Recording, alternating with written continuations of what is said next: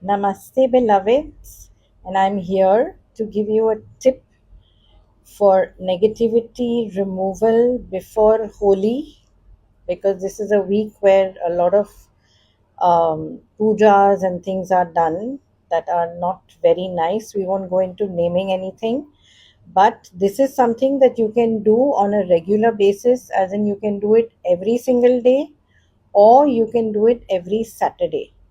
All you need to do is you take a handful of black mustard seeds or rai ka dana as it's called, and you soak it overnight in a steel container.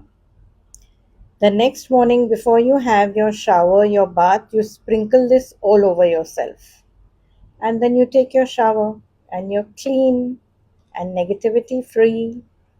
Gratitude, gratitude, gratitude.